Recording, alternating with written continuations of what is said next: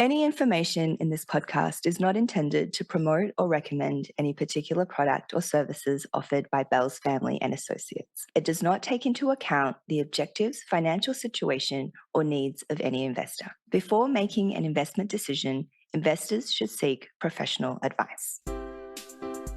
Good evening and welcome to tomorrow's news.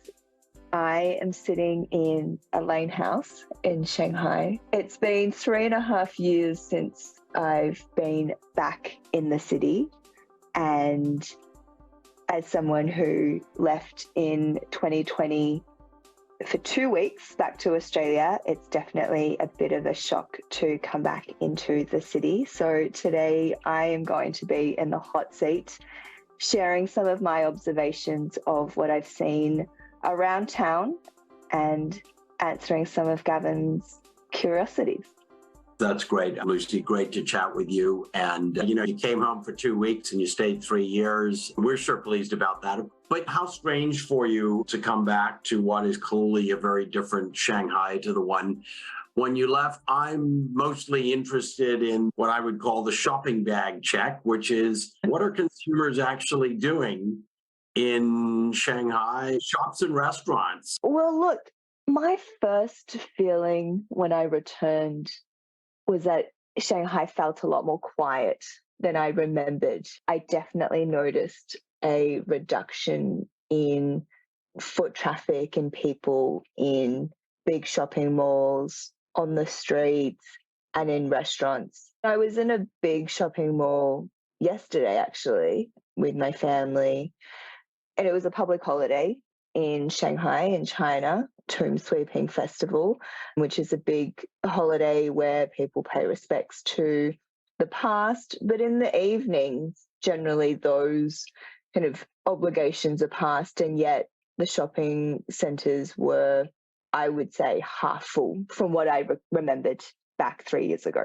Right. And when you're walking through, if we were doing this in the US, we used to do this a lot with the retail analysts, is you do the shopping bag check. Do people have a lot of shopping bags? No, it was definitely browsing. Definitely browsing. And when you look at the shops, I imagine you're at a higher end shopping mall, I'm just guessing. Has there been any change to the stores?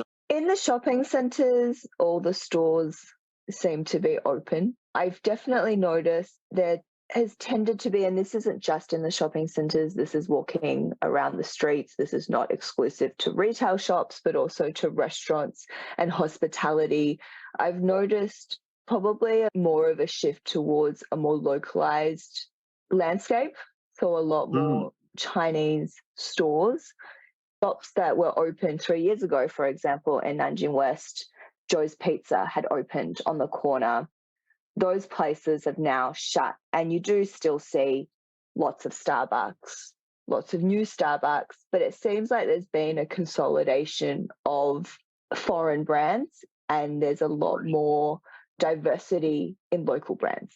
Interesting. And when you look up on the billboards around town, do you see as many Nike ads as you remember, or have those been replaced with more local products? Definitely not, although I have just moved to a bit more downtown, so close to Xintiandi and Huaihai, which is where a lot of the big brand names, the Victoria's Secret, the Nike flagship, a lot of the global flagship stores are. So I will be able to share some more observations in our WhatsApp group after, but overall, no.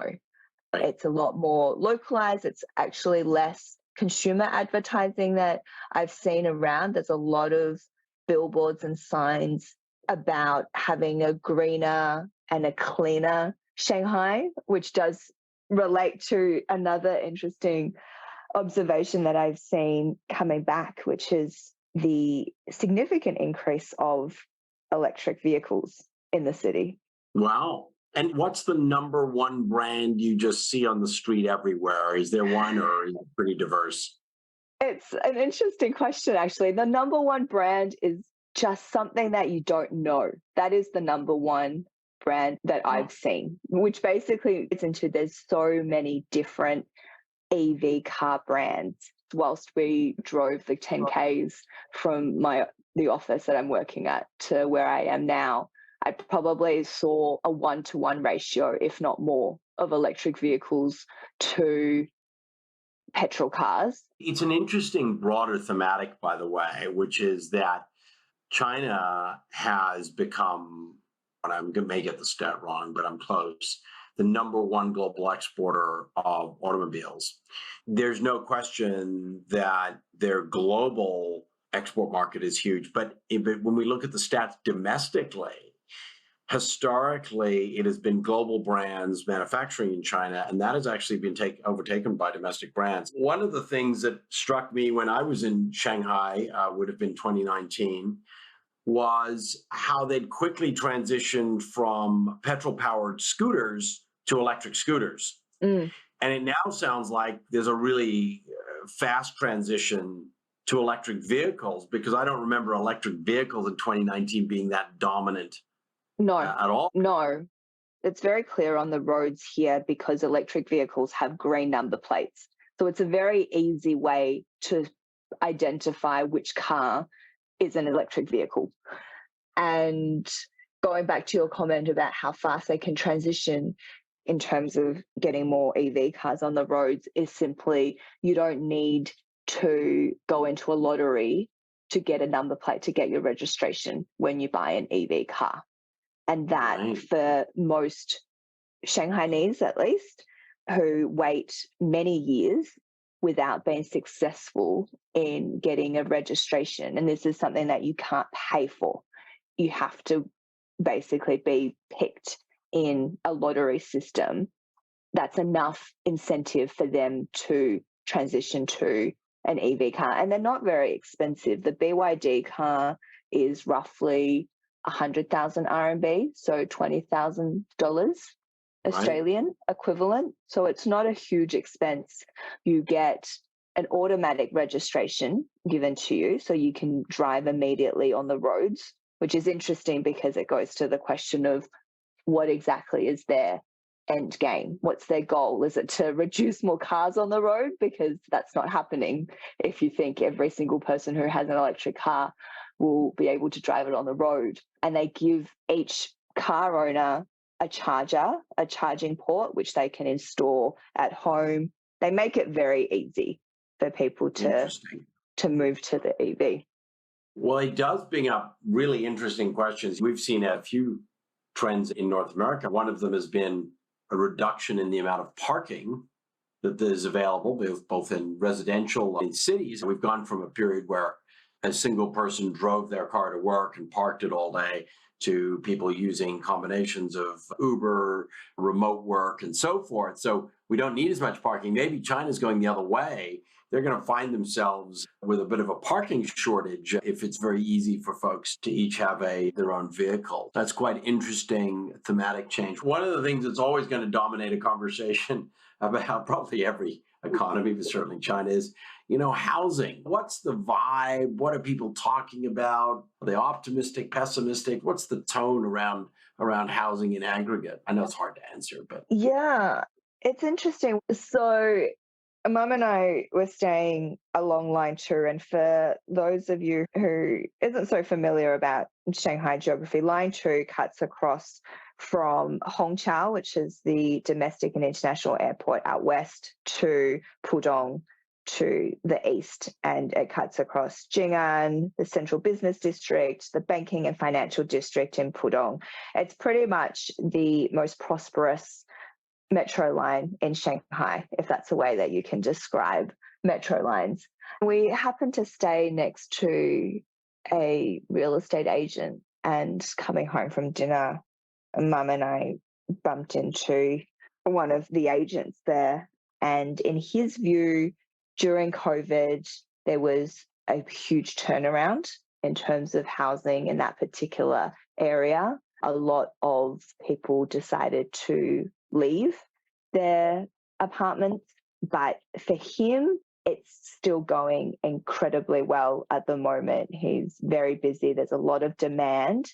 And using this as an observation, and Gavin, you can probably talk a bit more broadly about the macro trends that is existent across other regions in China, but at least for Shanghai, things that probably weren't as important to home buyers, for example, having public spaces within their compound, are now things that are driving up the value of an apartment, because during lockdown, apartment compounds that had a lot of open space really meant that its residents had a way to walk around and not be completely locked up and being stuck in their apartments. And so I think for a lot of people, these have now become really important attributes that they look for when they're buying an apartment. It's a really interesting human phenomenon, and it's always hard to know what the overhangs of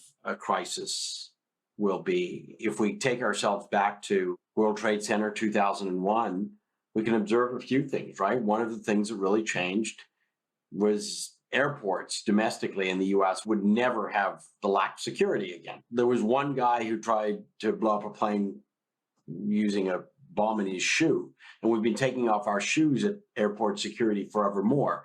Strangely enough, some things just stick with people as critical shifts in thinking. And we've seen this globally, and it is interesting. And it may be in China that it is really interesting that people suddenly think about space differently, because once they've had an event like this, they're fearful that there could be a similar event. It does bring me to another thought, which is the other thing that happens when you have an event like this is that people may think differently about the security of their employment, the security of their health care, that there's really no social safety net in China. Have you heard people speaking differently about how they think about those elements relative to what you heard before? I think less so. Going back on the security and the spending, one thing kind of going back to housing and home loan lending policies, and I can't comment on how that's perhaps changed, but at the moment, to borrow money from a bank in China, if you have borrowed before to buy a house or an apartment, even if you have cleared your debt, for the Chinese government, for the Chinese banks, whenever you borrow your second, the second loan that you take out, you're only allowed to borrow, I think, if I remember correctly, 35% of what your loan, your full apartment cost is. Mm. And if it's your first, it's slightly higher, but not a huge amount. And that really surprised me, because as someone who's a recent home owner, you are allowed to take a much bigger loan in Australia. Mm. And that links to the sentiments of saving and of security. And so what the agent was telling me in terms of these apartments, and just to give our listeners back at home in Australia a sense of what the prices are, a 100 square metre apartment around 10 kilometres from the central business district is roughly $2.4 million Australian. So it's pretty expensive. And if you were to buy these places, he was saying that the majority of the homeowners are entrepreneurs from outside of Shanghai who can basically pay for everything up front without needing to take out a loan. And even if they did, it would be a very small loan. So the level of savings that a Chinese person would need to have in order to afford a property like this is pretty high. That's very interesting. And it sounds like demand for these properties, which I would call them not quite prestige, but a higher end, hasn't waned at all as a store of value. One of the things I'm always curious about is changes in taste and focus. Have you sensed any change in community behavior? Are people getting together more socially, less? Are people more focused on family? Are people spending more on home, on dogs than they were before? Curious to know why you mentioned dogs. Just because my cousin recently got herself a dog, and she seems to think that in the last few years, and that's perhaps something to do with COVID, that the number of dog owners in Shanghai has skyrocketed. There's no founding facts behind this. It's purely her observations. But it seems like, at least in her compound, there's a lot of dog owners.